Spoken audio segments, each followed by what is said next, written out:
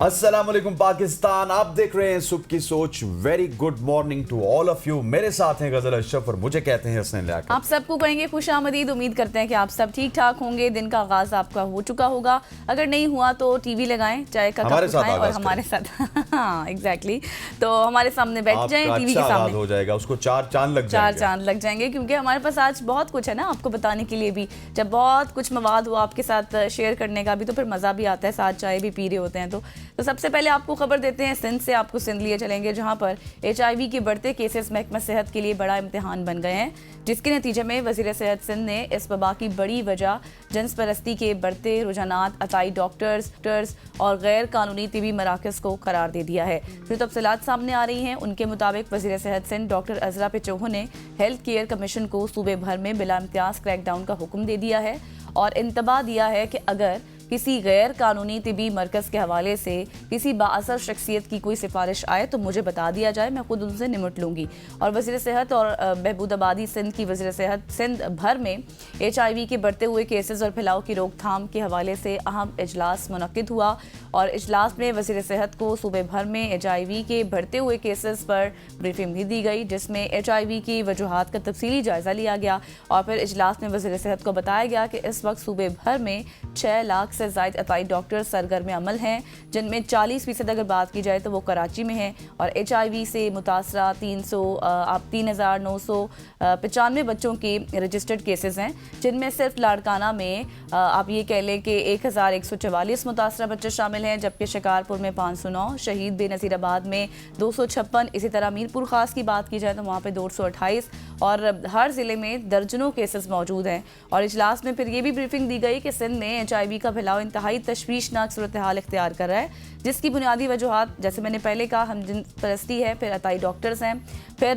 गैर कानूनी क्लिनिक्स हैं, फिर गैर रजिस्टर्ड आप ये कहें कि ब्लड बैंक्स जो होते हैं वो, फिर आलूदा इंजेक्शंस कैनोला सेंटर्स हैं, फिर हजामों के इस्तेमाल, फिर आप ये कहें कि जो मज़ीद जो इस तरह की स्ट्रेंथ्स वगैरह इस्तेमाल की जाती हैं, मतलब जो आप ये कहें कि एग्जैक्टली और अस्पतालों के आप ये कहें कि वेस्ट की फ़रोख्त और गैर जिम्मेदाराना तिबी अमल भी है।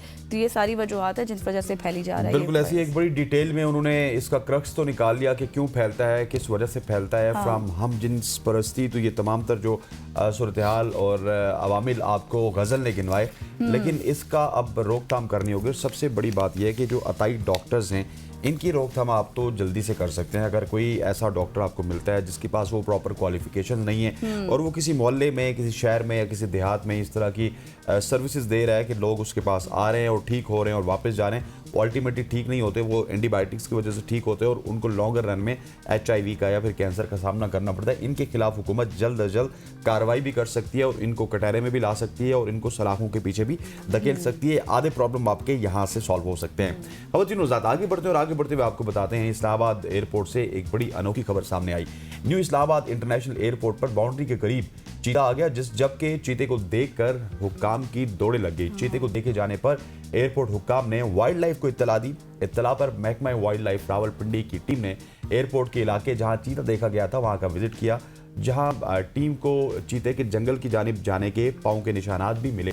ताहम उस वक्त तक चीता घने जंगल की तरफ निकल चुका था। महकमा वाइल्ड लाइफ के हुक्काम का कहना था कि अगर एयरपोर्ट इंतज़ामिया को जंगल के करीब बाड़ को मजबूत करने के लिए कहा गया है और इसी तरह उन्हें हिदायत की गई है कि 4 से 5 दिन निगरानी भी की जाए और अगर चीते की मूवमेंट या फिर कोई हरकत दोबारा देखी जाए तो उसी वक्त फौरी वाइल्ड लाइफ को इत्तला दी जाए ताकि इकदाम किए जा सके। और उधर एयरपोर्ट सिक्योरिटी फोर्स के हुक्काम का कहना था कि चीता एयरपोर्ट के बाहर की जानिब सिविल एरिया की जानिब जाता हुआ भी देखा गया। सो बड़ी तशवीशनाक सूरत हाल है कि आपका इंटरनेशनल एयरपोर्ट है, पाकिस्तान का सबसे बड़ा एयरपोर्ट है और वहाँ पे आप एक टाइगर को देख रहे हैं, चीते को देख रहे हैं और वो अगर ठीक है खुदा न खास्ता किसी जहाज़ को भी नुकसान पहुँचा सकता था जब वो रनवे पे हों और आप अगर उसके आगे आ जाएं, या फिर जो मकामी आबादी है उसको भी नुकसान पहुंचा सकते हो। तो इस हवाले से अब वाइल्ड लाइफ का भी कुछ करना होगा। वो सारी चीज़ें एयरपोर्ट हुक्काम के ऊपर या फिर आवाम के ऊपर नहीं छोड़ सकते। बिल्कुल आप ठीक कह रहे हैं। अब इससे चीते के आने से ज़ाहिर है खौफ व हिरास फैल जाता है, लोग ज़ाहिर परेशान हो जाते हैं और अभी भी चीते के हवाले से कुछ इन्फॉर्मेशन नहीं है कि वो कहाँ है। वैसे तो वो ज़ाहिर जंगली इलाके से ही भटक कर यहाँ तक आया होगा और अभी वो कहाँ है इस हवाले से तमाम दर इकदाम भी लिए जा रहे हैं, देखा भी जा रहा है, इन्वेस्टिगेट भी किया जा रहा है। उसको जैसे ही वो किसी को नजर आता है तो फिर उसको वाइल्ड लाइफ को रिपोर्ट करना होगा ताकि किसी बड़े हादसे से बचा जा सके। खैर आगे बढ़ते हैं और आगे बढ़कर आपको एक खबर देते हैं पाकिस्तानी नौजवान के हवाले से, जो रेहान जलील, जिन्होंने अपनी AI सिक्योरिटी कंपनी 1 अरब 70 करोड़ डॉलर्स में फरोख्त कर दी। NED इंजीनियरिंग यूनिवर्सिटी कराची से इंजीनियरिंग की डिग्री हासिल करने वाले पाकिस्तानी नौजवान रेहान जलील की मैं बात कर रही हूँ, जिन्होंने AI security company American software group व्याम ने 1 अरब 70 करोड़ डॉलर्स यानी कि 4 खरब 77 अरब पाकिस्तानी रुपए के बनते हैं उसमें खरीदी। और इस कारोबारी डील से AI गवर्नेंस टूल्स को भी को आप ये कहें कि व्याम की प्रोडक्ट लाइन में शामिल किया जाएगा। और डील मुकम्मल होने के बाद रेहान जलील अमरीकी सॉफ्टवेयर ग्रुप में सिक्योरिटी और AI के सदर के तौर पर अहम ओहदा भी संभाल लेंगे। मतलब कि एक तो मज़ा ये है कि उनके पास 4 खरब रुपया आ चुका है, बल्कि 5 खरब आप लगा लें। और दूसरी जानिब मज़ा सबसे बड़ा ये है कि कैपेबिलिटीज़ उनमें इतनी ज़्यादा हैं कि वो उस कंपनी के सदर भी होंगे। अपनी तमाम तर चीज़ें फ़रोख्त करने के बावजूद भी वो सैलरी भी विड्रॉ करेंगे। और जितने पैसे उनके पास आ चुके हैं, ठीक है वो AI का बिजनेस नहीं कर सकते, लेकिन इसी रिलेटेड या फिर कोई और जितनी उनमें कैपेबिलिटीज़ हैं वो कोई और बिजनेस भी कर सकते हैं। और ये पाकिस्तानी नौजवान के लिए एक बहुत ही खुशी का लम्हा है। और पाकिस्तानी नौजवानों के लिए एक पैगाम भी है कि अगर आप में क्वालिटी है, आप में दमखम है, तो आप इस तरह से अरबों रुपए की डील भी कर सकते हैं और अमेरिका जैसे मुल्क के साथ कर सकते हैं। सिर्फ मसला है कमिटमेंट का, मसला है आपके अंदर पैशन किस हद तक है किसी भी फील्ड का। अगर वो पैशन भी है, कमिटमेंट भी है, तो आप दुनिया में कोई ऐसी जगह नहीं है जहाँ पे आप नाकाम। ख़वातीन वज़ात आगे बढ़ते हुए आपको बताते हैं एक और इंटरेस्टिंग स्टोरी। दुनिया भर में माहौल की बेहतरी के लिए काम करने वाली तंजीम ग्रीन क्लाइमेट फंड ने पाकिस्तान के लिए 25 करोड़ डॉलर इमदाद मंजूर कर ली। और एशियाई तरक्याती बैंक के एलामिये में बताया गया है कि ग्रीन क्लाइमेट फंड की रकम को ग्लेशियर्स टू फॉर्म्स मंसूबे के लिए इस्तेमाल किया जा रहा है। मंसूबे के तहत ग्लेशियर से निकलने वाले आबी जो निज़ाम है उसको माहौलियाती असरात से निमटने के लिए मदद फराहम की जाएगी। और इमदाद से सवात में किसानों को ज़राअत और आपाशी की सहूलियात फराहम की जाएंगी। और मनसूबा एशियाई बैंक की मावनत से मुकम्मल किया जाएगा। और एशियाई तरक्याती बैंक की क़यादत में पाकिस्तान समेत 9 ममालिक में ये काम शुरू हुआ। और इस मनसूबे का मकसद ग्लेशियर्स पर इन्हिसार करने वाले खित्तों में पानी और ज़राअत के निज़ाम को बेहतर बनाना। और मज़ीद बताया गया कि ADB आइंदा 10 बरस में मंसूबे पर 3.25 डॉलर की सरमायाकारी करेगा। और मंसूबे के तहत मौसर जो आपाशी, पानी ज़ख़ीरा और वाटर की जो मैनेजमेंट है उसको फ़रोग़ दिया जाएगा और इस हवाले से काम किया जाएगा। एग्जैक्टली एक बहुत बड़ी डेवलपमेंट है, पॉजिटिव डेवलपमेंट है, जिसको आपके साथ शेयर करना भी ज़रूरी था। क्योंकि अब ये क्या होगा कि माहौल दोस्त मंसूबों पर ये रकम खर्च की जाएगी। फिर जो आपको पता है कि तवानाई के जो अल्टरनेटिव्स हैं उनको ढूंढा जाएगा। फिर इसके साथ साथ क्लाइमेट चेंज जो है कि एक बहुत बड़ा मसला है, ग्लोबली इशू है, उससे जिससे हम निमट रहे हैं। हालिया सैलाब की सूरत हाल आपने देखी, उसके हवाले से इकदाम किए जाएंगे। तो इस इनिशिएटिव के बाद बहुत कुछ बेहतर भी होने जा रहा है, तो इसलिए काफ़ी ये बड़ी डेवलपमेंट है। आगे बढ़ते हैं और आपको बताते हैं नैनो टेक्नोलॉजी के उलूम अब समर आवर हो रहे हैं। और अब ऐसे नैनो बोट बनाए गए हैं जो हरारत की मदद से ना सिर्फ दांतों की सफाई कर सकेंगे बल्कि गहराई तक जाकर मुज़र सेहत जो बैक्टीरिया है उसको भी तलब कर सकेंगे। वजह यह है कि दांत बहुत गहराई तक पेवस्त होते हैं, जिनमें क्या होता है कि जहां उनकी जो सफाई है ज़ाहिर वो मुश्किल हो जाती है एक ब्रश से करना। अब हुआ कुछ यूँ कि इंडियन इंस्टीट्यूट ऑफ टेक्नोलॉजी के साइंसदानों ने ऐसे नैनो बोट बनाए हैं जिन्हें मकनातीसी कुव्वत से किसी भी जगह पहुंचाया जा सकता है और वो दांतों के गहरे मकाम यानी रूट केनाल तक भी पहुंचकर सफाई कर सकेंगे। और यूँ दांतों को बचाना भी मुमकिन हो जाएगा। और दांतों की गहराई में एक मकाम आपको पता है कि डेंटल ट्यूबोल्स कहलाता है, जो दांत की गहराई में खुद आप ये कहें कि खुद बीनी रास्ते होते हैं छोटे छोटे, जो दांतों की बैरूनी खोल से पीछे तक मौजूद होते हैं। यहाँ बैक्टीरिया दांत को घुलने जो होता है ना, दांत मतलब आपके ये कहें कि जब बह जाते हैं या कमज़ोर हो जाते हैं तो उस तरह से नहीं होगा। रूट केनाल थेरेपी की ज़रूरत पेश आती है, बसूरत दीगर इन्फेक्शन पैदा होकर उसे मज़ीद तबाहकुन बना देता है। नैनोबोट्स इस अमल को रोकने की भरपूर सलाहियत रखते हैं। और फिर इस तरह क्या होता है कि ये एक जो मैं जिस तरह जिक्र किया डेंटल ट्यूबल्स का मैंने जिक्र किया, ये एक बारीक सी आप ये कहें कि कोई चीज़ होगी जो ईजाद हुई है, वो बाफ्तों के अंदर तक मौजूद होती है और फिर रूट केनाल अमल में दांत साफ़ करके वहाँ मौजूद जितना भी बैक्टीरिया है उसको साफ़ कर दिया जाता है। लेकिन बाज़ औक़ात बैक्टीरिया हर इलाज को नाकाम बना देते हैं और कुछ कुछ बाकी भी रह जाते हैं, इसलिए भारतीय साइंसदानों ने सिलिकॉन डाइऑक्साइड और इस पर लोहे की परत चढ़ाकर बहुत छोटे रोबोट बनाए हैं और ये रोबोट 2000 माइक्रोमीटर गहराई में जाते हैं। बाहर से उन्हें हरारत दी जाती है और वो अपने अतराफ के यानी कि इर्द गिर्द बैक्टीरिया को तरफ करके उसको साफ कर देते हैं। मतलब कि उन्होंने कोई भी ऐसा इंग्रेडिएंट नहीं है जो छोड़ा हो। पहले तो उन्होंने बैक्टीरिया को मारने के लिए किस तरह से उसका इन डेप्थ जाके उसके हवाले से कोशिश की, उसके बाद बैक्टीरिया जो कि रह जाता है उसके हवाले से भी उन्होंने कुछ ना कुछ टेक्नोलॉजी, कुछ ना कुछ चीज़ें नई सामने लाई हैं और ये काफ़ी अच्छी एक इजाद हमें नजर आ रही है। दांत मुकम्मल साफ हो जाए, इन शॉर्ट आप ये कहते हैं। हाँ बिल्कुल ऐसी है, आपके दांत सफ़ेद सफ़ेद हो जाएंगे वापस। ख़वातीन हज़रात, आगे बढ़ते हुए आपको बताते हैं लंदन से एक बड़ी इंटरेस्टिंग खबर है। लंदन बरतानिया में वज़न कम करने के लिए गैर कानूनी इंजेक्शन लगवाने वाले 82 अफराद अपनी जान से हाथ धो बैठे। तहकीकात में इंकशाफ हुआ है कि अंडरवर्ल्ड नेटवर्क ने 25 लाख से ज़ायद अफराद को ये खतरनाक इंजेक्शन फरोख्त किए, जिन्हें सिर्फ 20-20 पाउंड फी इंजेक्शन के हिसाब से मार्केट में बेचा गया। Medicine in health care product regulatory agency ने हुकूमत के ताउन से बड़े पैमाने पर छापों की तैयारी कर ली है ताकि इस जानलेवा धंधे को रोका जा सके। रिपोर्ट के मुताबिक बरतानिया में ज़ियाबतीस और मोटापे का शिकार लाखों अफराद ने वज़न कम करने के लिए ऑनलाइन दस्तयाब ये इंजेक्शन मंगवाए। बरतानवी मीडिया के मुताबिक 53 साला कैरन नामी खातून मानचेस्टर में इंजेक्शन लगवाने के चंद दिन बाद इंतकाल कर गई। उनके अहले खाना ने बताया कि वो खुद को दुबला पतला और हसीन बनाना चाहती थी। तहकीकात से ये भी मालूम हुआ कि ब्लैक मार्केट में मुख्तलिफ ब्रांड्स के इंजेक्शन दस्तयाब हैं, जिन्हें किसी साइंसी या फिर तिबी तजुर्बाती मरहले से नहीं गुजारा गया।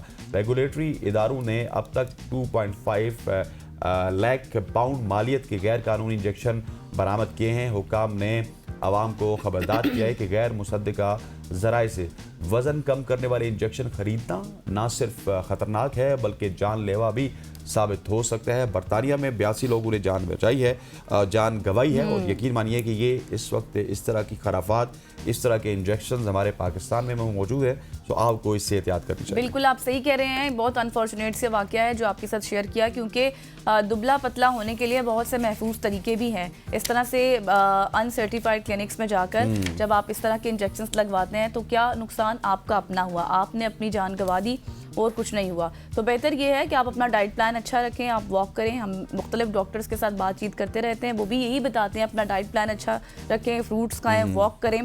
डायबिटीज़ के पेशेंट्स के लिए वॉक अच्छी है, तो आप इससे भी अपना वेट जो है वो लूज़ कर सकते हैं, बजाय इसके कि आप एक इस तरह के इंजेक्शंस लगवाएं जो कि बिल्कुल जिनकी कोई अनसर्टिफिकेशन है, जिनको हवाले से कोई किसी को कुछ नहीं पता।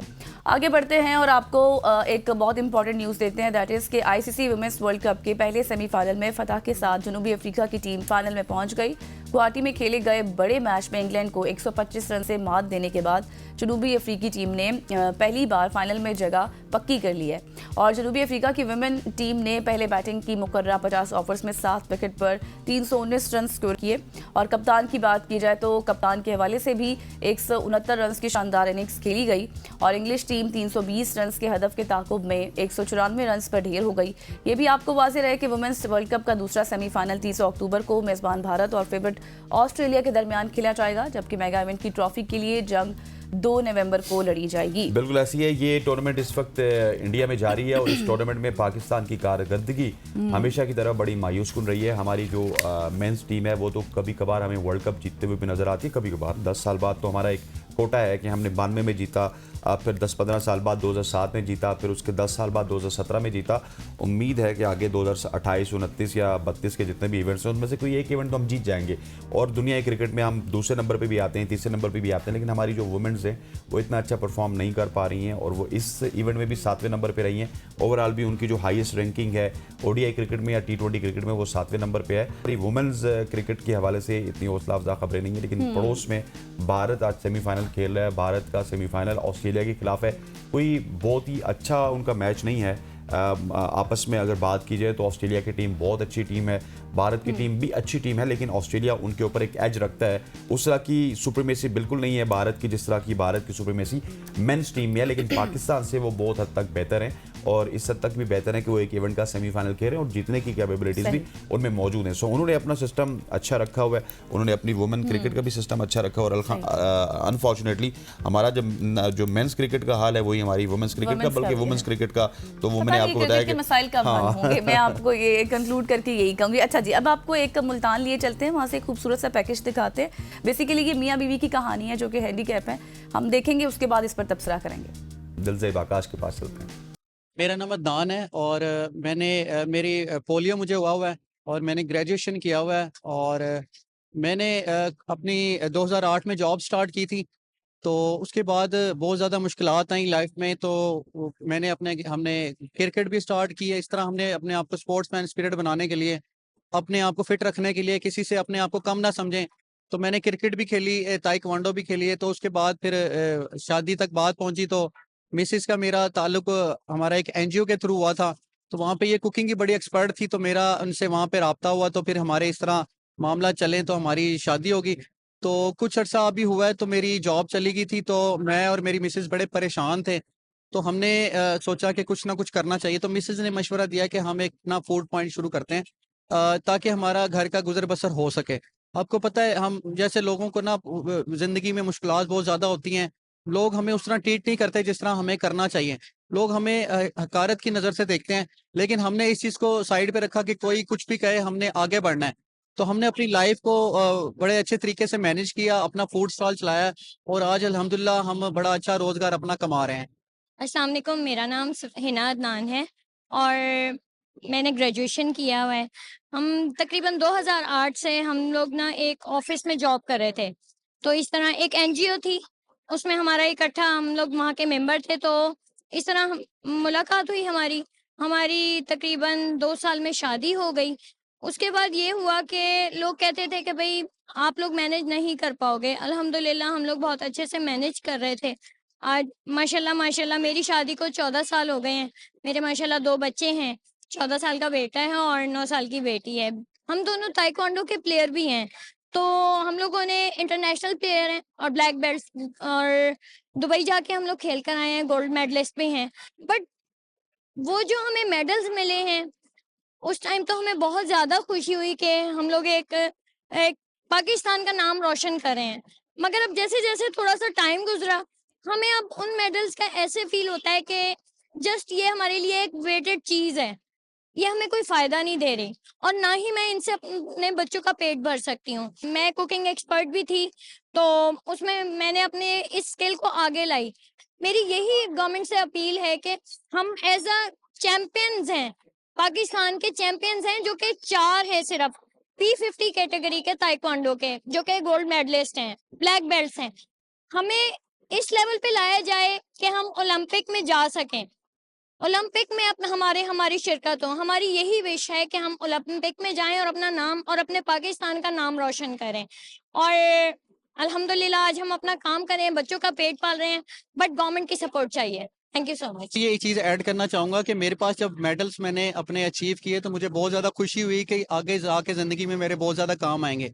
लेकिन मुझे इस टाइम ये कहते हुए बहुत ज़्यादा अजीब लग रहा है कि ये मेरे लिए ना एक किस्म का रद्दी के लिए बन रहे हैं कि मेरे किसी काम के नहीं है ना। मुझे कभी-कभी तो होता है कि मैं इनको सेल आउट कर दूं। वजह यह है कि इस पे कोई मुझे गवर्नमेंट की सपोर्ट नहीं है।